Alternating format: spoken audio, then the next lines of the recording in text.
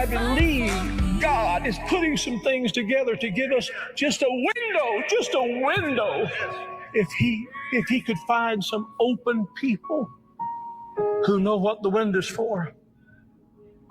Can this be the time the window's open? Providentially, God has prepared the moment, and we will become the people of prayer. Great revival in the Hebrides. Two old women. One was 84 years old and one was 82 years old. One was blind and one was humped over so badly with spinal stenosis, just arched over. But they had passion for revival. They wanted God to work. This is what happened. They couldn't even get out to the church to pray. They couldn't even get out to the church to worship.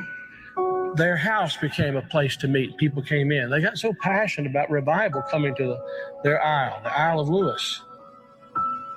They got so passionate about it. They confronted the preacher and wanted to know if he was thoroughly right with God. And they prayed and prayed and prayed. And they'd seen the Lord, they said, with the church filled up and God blessing, a great overflow. And the fire of God struck that tiny little obscure place off the coast of Scotland.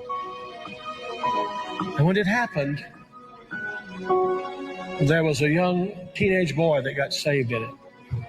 His name was Donald. And the preacher became so dependent upon Donald and so close to Donald, he would ask him to lead in public prayers and help him with the meetings, and he did. Oh, how God worked. People began to hear about it, and the revival fire spread. It spread. And God blessed in a great way. Those two old women, the people, kind of people don't want in their church anymore. And from that same island, there was a young girl who was a cousin to Donald Smith, who immigrated to America. Her name was Mary Ann Smith McLeod. She came to America in 1936. She met a man named Fred, and they were married. They fell in love. They were married. God blessed in a great way. And those old women were her aunts. And they came out of that fiery revival, They really experienced revival. And they sent a Bible, a copy of the Word of God that had been used in a special way in that revival, to Mary Ann. She started having children. I think it was 1937, she had her first child. They named him after his father, Fred.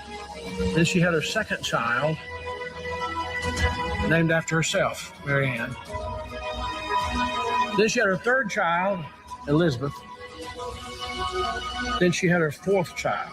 And she was so impacted by this teenage boy God had used in that revival of the Hebrides. She named him Donald.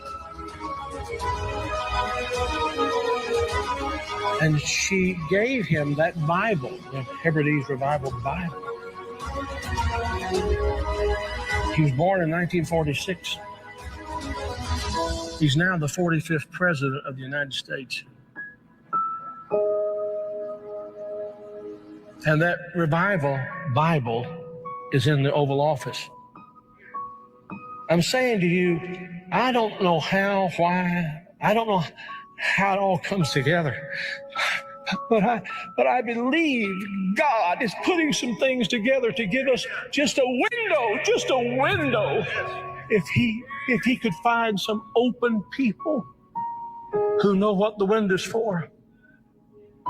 Can this be the time the window's open? Providentially, God has prepared the moment,